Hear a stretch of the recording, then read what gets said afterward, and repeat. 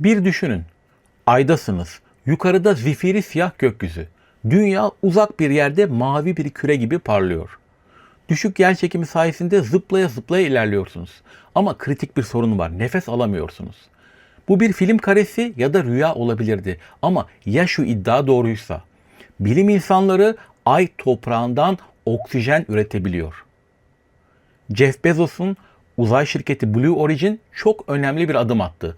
Ay toprağından oksijen üreten bir reaktör geliştirdi. Adı Air Pioneer.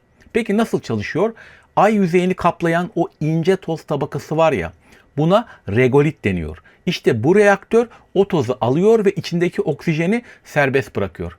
Hem astronotların soluyabileceği temiz hava hem de roket yakıtı üretilebiliyor. Yani teoride Ay'a giden bir astronot oradan geri dönmek için artık dünyadan yakıt taşımak zorunda kalmayabilir. Bu neden bu kadar büyük bir gelişme? Çünkü artık Ay'a gitmek değil, orada kalmak hedef. Kalıcı üsler, uzun süreli görevler, belki bir gün gerçek bir Ay kolonisi. Ve bu yarışta hep en kritik soru şuydu. Astronotlar orada nasıl nefes alacak? Blue Origin o soruya somut bir cevap verdiğini iddia ediyor. Peki bu gerçekten Ay'da rahatça nefes alabileceğimiz anlamına mı geliyor? Bir zamanlar Neil Armstrong'un bastığı ay toprağı 56 yıl önce insanoğlunun ayağının altına ilk kez yapışan o toz bizi uzayda hayatta tutacak oksijene dönüşebilir mi? Yoksa 1-2 gün önce yayınlanan bu haber bilimsel bir gelişmenin medyada abartılmış hali mi? Şimdi gerçeklere bakalım. Önce en temel soruyla başlayalım. Ayda gerçekten oksijen var mı? Evet, var. Hatta düşündüğünüzden çok çok daha fazla. Ay yüzeyini kaplayan ve regolit dediğimiz toprak milyarlarca yıl boyunca süren meteor çarpmalarıyla oluşmuş ince bir toz ve kırık kaya tabakasıdır. Bu tabakanın kalınlığı yer yer birkaç metreden 20 metreye kadar ulaşabilir. Üstelik ay regoliti kütle olarak yaklaşık %40 ila 45 oranında oksijen içerir. Ama burada çok önemli bir detay var. Bu oksijen nefes alabileceğiniz gaz halinde değil. Oksijen demir, silisyum ve alüminyum gibi elementlerle birleşmiş durumda. Yani demir oksit, silisyum oksit gibi minerallerin içinde kimyasal olarak kilitli durumda. Peki bu oksijen ay toprağından nasıl çıkarılıyor? En umut verici yöntemlerden biri erimiş regolit elektrolizi. Mantığı oldukça basit. Ay toprağı yaklaşık 1600 santigrat dereceye kadar ısıtılıyor ve ardından içinden elektrik akımı geçiriliyor. Bu süreçte minerallerin içinde bağlı olan oksijen ayrıştırılıyor. Ortaya ne çıkıyor? Bir yanda solunabilir oksijen gazı, diğer yanda demir, alüminyum gibi metaller. Yani bu teknoloji sadece hava üretmekle kalmıyor. Aynı zamanda ayda yapı inşa etmek ve elektronik üretmek için gerekli ham maddeleri de sağlıyor. Üstelik bu sadece teori değil. NASA laboratuvar ortamında ay toprağını taklit eden malzemeden oksijen üretmeyi başardı. Benzer şekilde Avrupa Uzay Ajansı da aynı yöntemi başarıyla test etti. Özel sektör de yarışta. Blue Origin gibi şirketler bu teknolojiyi gerçek ay görevlerinde kullanılabilecek hale getirmeye çalışıyor. Hatta NASA bu tür projeleri desteklemek için Tipping Point programı kapsamında milyonlarca dolarlık finansman sağladı. Sözün özü, ayda hava yok. Ama hava üretmek için gereken ham maddeler fazla fazla var. Yani asıl mesele erimiş regolit elektrolizini ayda sürekli ve büyük ölçekte yapabilmek. Peki gazetelerdeki Blue Origin haberi doğru mu? Evet. Ama dikkatli olmak gerekiyor. Şirket gerçekten ay toprağını taklit eden malzemeden oksijen üretmeyi başardı. Ancak kritik detay şu. Bu başarı ayda değil, laboratuvar ortamında elde edildi. Yani durum şu. Bu teknoloji imkansız değil ama tamamen çözüldü demek için henüz erken. Peki bu gelişme neden bu kadar önemli? Çünkü uzay görevlerinin en büyük problemi şu. Her şeyi dünyadan taşımak zorundasınız ve bu inanılmaz derecede pahalı. Dünyadan Ay'a götürülecek 1 kilogram yük için gereken yakıt miktarı birçok faktöre göre bağlı olarak değişmekle birlikte yaklaşık 10 ila 20 ton. Örneğin Apollo programı sırasında kullanılan Saturn 5 roketi için bu oran yaklaşık 1 kilogram yük için 15 ton yakıt şeklindeydi.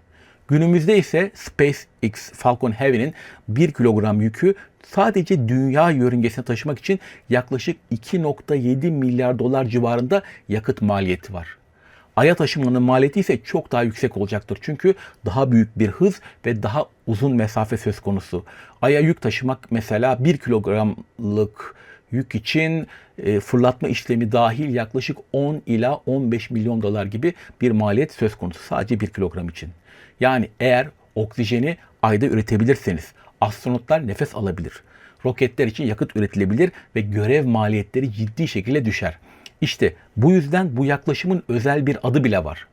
In situ resource utilization, yerinde kaynak kullanımı ya da basitçe ihtiyacın olanı gittiğin yerde üret. Bu strateji su, oksijen, yakıt ve inşaat malzemelerini doğrudan Ay'ın kendi kaynaklarından elde etmeyi hedefliyor. Yani açık konuşmak gerekirse Ay'da kalıcı bir yaşam kurmanın başka gerçekçi bir yolu da yok. Ama çoğu haberde atlanan ya da önemsenmeyen kritik gerçek şu: oksijen üretmek Ay'da yaşamak demek değil. Bu tamamlanması gereken bir yapbozun sadece küçük bir parçası. Çünkü Ay'a dönüş artık bir fikir değil, somut bir plan. NASA, Artemis programı ile insanları yeniden Ay'a göndermeye hazırlanıyor. Amaç sadece gitmek değil, orada kalmak. Bu hedefte özel sektör de devreye giriyor. SpaceX ve Blue Origin gibi şirketler gelecekte Ay'da kalıcı üsler kurma vizyonu üzerinde çalışıyor. Plan şu: astronotları tekrar Ay'a göndermek, kalıcı üsler kurmak, uzun süreli yaşamı başlatmak. Hedef ise bayağı bir iddialı. 2030'larda Ay'da sürekli insan varlığı. Yani 10 yıl sonra. Ama bunun önünde ciddi engeller var. Örneğin Ay'da gece yaklaşık 14 dünya günü sürüyor. Bu da enerji üretimini büyük problem haline getiriyor. Bu yüzden NASA uzun ay gecelerinde kesintisiz enerji sağlamak için 40 kW gücünde küçük ölçekli nükleer reaktörler üzerine çalışıyor. Peki insanlar Ay'da nerede yaşayacak? Bunun için de birkaç çözüm öne çıkıyor. Ay toprağından 3D baskı ile üretilen yapılar. Yeraltı üsleri, çünkü radyasyondan korumaları lazım. Su veya özel malzemelerle oluşturulan radyasyon kalkanları ya da şişirilebilir yaşam alanları. Avrupa Uzay Ajansı bile Ay toprağından yapı malzemesi üretmeyi test etmiş durumda. Yani gelecekte astronotlar sadece Ay'da yaşamayacak, kendi yaşam alanlarını da doğrudan Ay toprağından inşa edecek. Şimdi işin en ilginç kısmına giriyoruz. Ay'da yaşamak nasıl bir şey olurdu? Yer çekimi dünyanın sadece %16'sı. Yani zıpladığınızda metrelerce yükselirsiniz. Gökyüzü de mavi değil, simsiyah. Gündüz bile yıldızları görebilirsiniz. Ses yok çünkü atmosfer yok. Gündüz ve gece yaklaşık 14'er gün sürüyor. Ve gölgeden güneşe geçtiğinizde sıcaklık bir anda yüzlerce derece değişebiliyor. Kulağa ilginç geliyor ama işin gerçek yüzü şimdi başlıyor. Ayda yaşamak sadece oksijen üretmekten ibaret değil. Asıl zorluklara geliyoruz. 1. Radyasyon. Ayda atmosfer yok. Bu da güneş ve kozmik radyasyonun doğrudan yüzeye ulaşması demek. Ölçümlere göre radyasyon seviyesi dünyaya kıyasla yaklaşık 200 kat daha yüksek. Bu durumda astronotların Ayda uzun süreli görevlerde ciddi radyasyon riskine maruz kalacağını gösteriyor. 2. Aşırı sıcaklık farkları. Gündüz yaklaşık 120 santigrat derece. Gece yaklaşık -170 santigrat derece. Dünyada karasal iklim genellikle gündüzlerin sıcak, gecelerin ise belirgin şekilde soğuk olmasıyla bilinir. Bunun temel nedeni havadaki nemin az olmasıdır. Nem ısıyı tutar ancak karasal bölgelerde nem düşük olduğu için gündüz ısınan yüzey gece hızla soğur. Örneğin Kazakistan'da yaz aylarında gündüz sıcaklıkları 40 dereceye kadar çıkabilirken gece 15-20 dereceye kadar düşebilir. Yani yaklaşık 25 derecelik bir sıcaklık farkı oluşur. Ayda ise atmosfer neredeyse hiç olmadığı için ısıyı tutacak bir sistem yoktur. Bu yüzden gündüz ve gece arasındaki sıcaklık farkı yaklaşık 290 dereceye kadar ulaşabilir. Bir ay günü yaklaşık 29,5 dünya günü sürer. Bunun yarısı gündüz, yarısı gece. Yani 14 gün boyunca güneş yok. Bu da hem aşırı soğuk hem de enerji krizi demek. 3. Enerji üretimi. Oksijen üretmek bile yüksek miktarda enerji gerektiriyor. Güneş panelleri yeterli olmayabilir çünkü demin dediğim gibi 14 gün boyunca çalışamayacaklar. Bu yüzden bilim insanları nükleer reaktörler gibi sürekli enerji kaynaklarını değerlendiriyor. 4. Ay tozu yani regolit. Bu toz göründüğünden çok daha tehlikeli. Ayda atmosfer olmadığından erozyon, rüzgar veya su aşındırması yok. Bu yüzden ay tozu cam gibi keskin, aşındırıcı ve mikroskobik.